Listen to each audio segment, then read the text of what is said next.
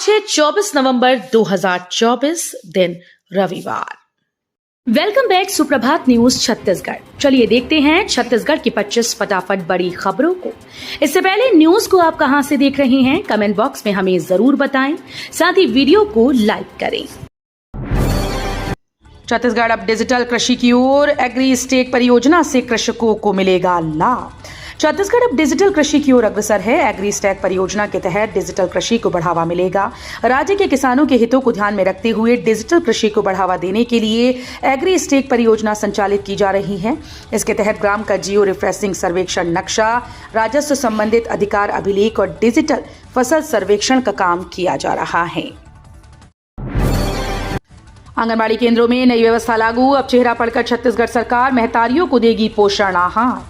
छत्तीसगढ़ सरकार ने महतारियों और बच्चों को आंगनबाड़ी केंद्रों से मिलने वाले पोषण आहार को पारदर्शी बनाने का निर्णय लिया।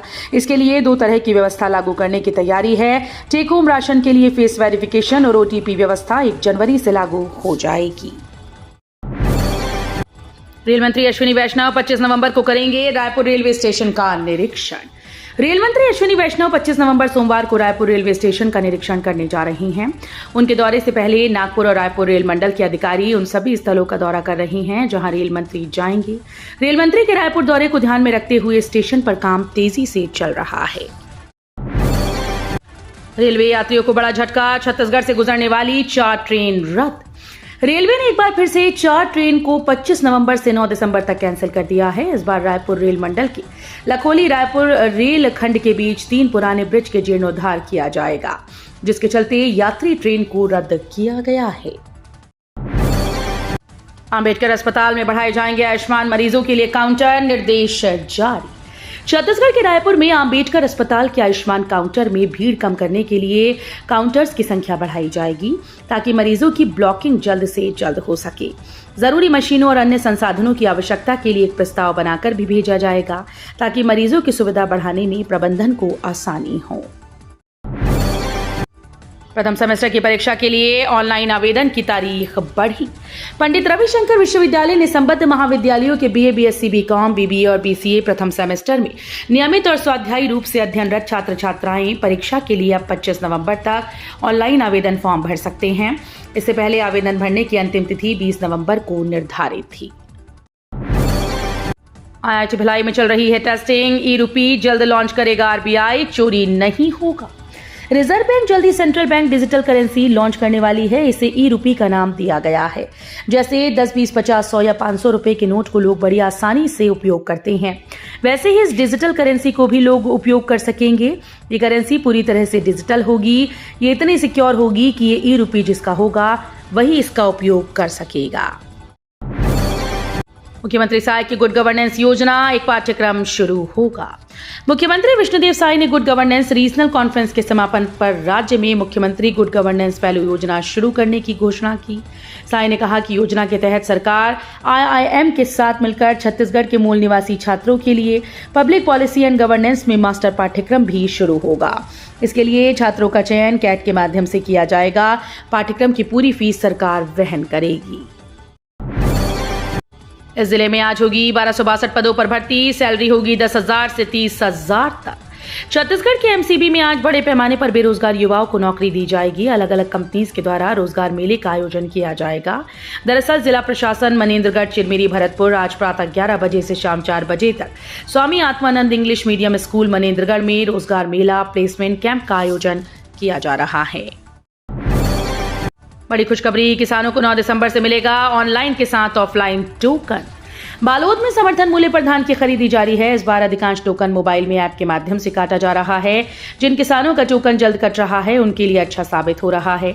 जिन किसानों को जल्दी धान बेचना है लेकिन टोकन काटने में समस्या हो रही है, उनके लिए परेशानी वाली बात है। रायपुर दक्षिण में प्रचंड जीत पर सांसद ब्रजमोहन अग्रवाल ने दी बधाई। भारतीय जनता पार्टी के वरिष्ठ नेता एवं रायपुर के सांसद ब्रजमोहन अग्रवाल ने रायपुर दक्षिण विधानसभा से 46,167 मतों के भारी अंतर से प्रचंड विजय प्राप्त करने पर सुनील सोनी को हार्दिक बधाई दी। अग्रवाल ने इस ऐतिहासिक विजय को रायपुर दक्षिण की जनता के भाजपा की विचारधारा, विकास और जनसेवा में अटूट विश्वास का प्रमाण बताया। बलरामपुर में शराब के नशे में मिले 13 वाहन ड्राइवर, पुलिस ने वसूला 1,05,000 का जुर्माना। छत्तीसगढ़ के बलरामपुर जिले में यातायात और पुलिस विभाग ने शराब के नशे में वाहन चलाने वाले लोगों के खिलाफ सख्त कार्रवाई शुरू कर दी है। जिले में बढ़ती सड़क दुर्घटनाओं को रोकने के लिए विशेष अभियान चलाया है। इस अभियान में शराब पीकर तेज गति से वाहन चलाने वाले 13 वाहन चालकों के खिलाफ सख्त कार्रवाई की गई। संकट में धान खरीदी। कबीरधाम जिले में धान खरीदी पर संकट के बादल छाए हुए हैं, क्योंकि जिले के अधिकांश खरीदी केंद्रों में बारदाना की कमी है। ऐसे में सरकार के द्वारा किसानों से ही बारदाना खरीदी की जाएगी। इसके एवज में किसानों को 25 रुपए प्रति जूट बारदाना के हिसाब से भुगतान किया जाएगा।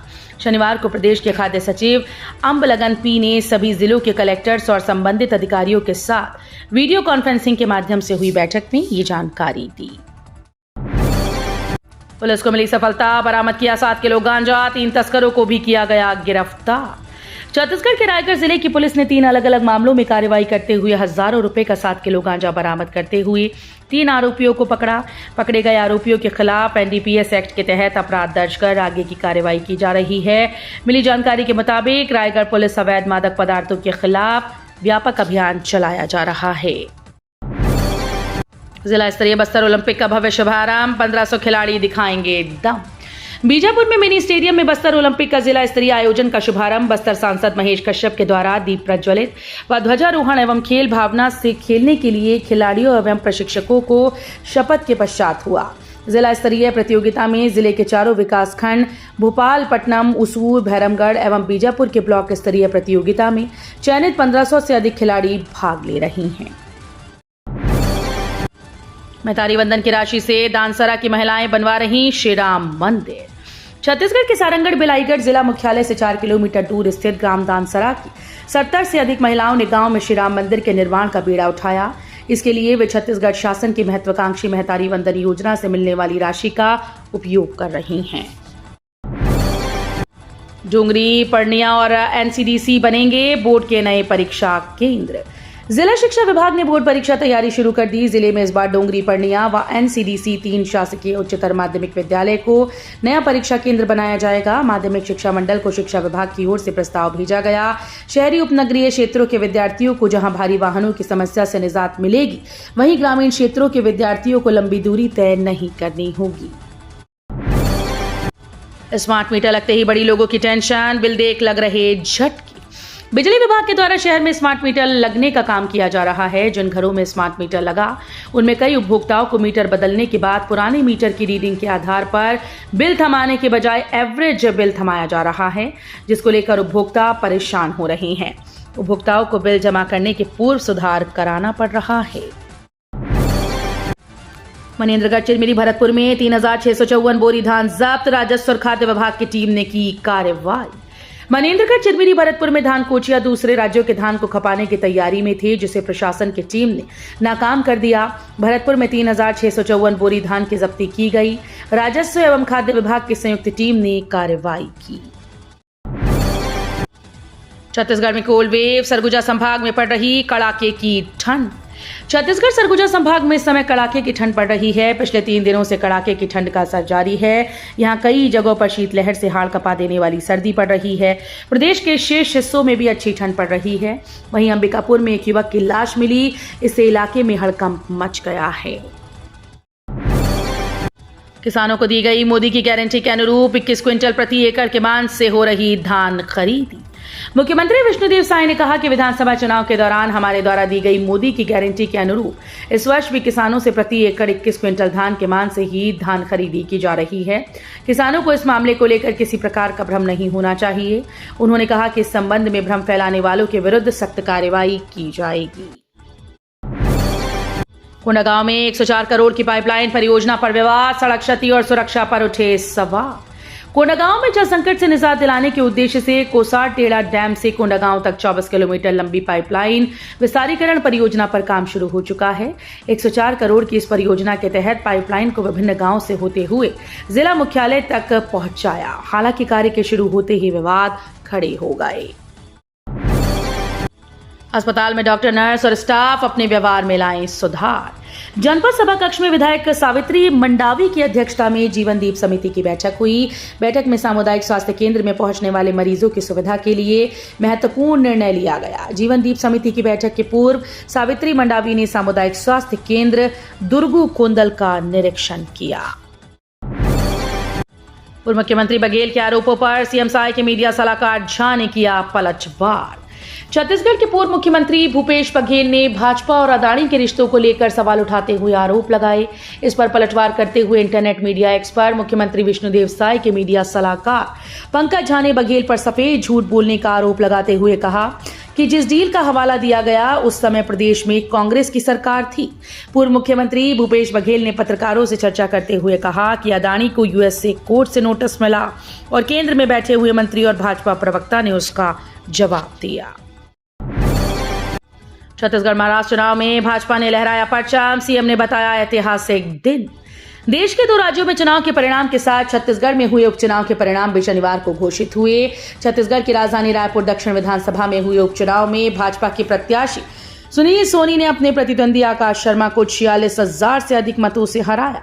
ऐसे में शनिवार को बिलासपुर के विभिन्न कार्यक्रमों में शामिल होने पहुंचे छत्तीसगढ़ के मुख्यमंत्री विष्णुदेव साय ने इस जीत को ऐतिहासिक बताते हुए कहा कि 1 साल में भाजपा के द्वारा छत्तीसगढ़ में किए गए विकास कार्यों पर जनता ने अपनी मोहर लगा दी है।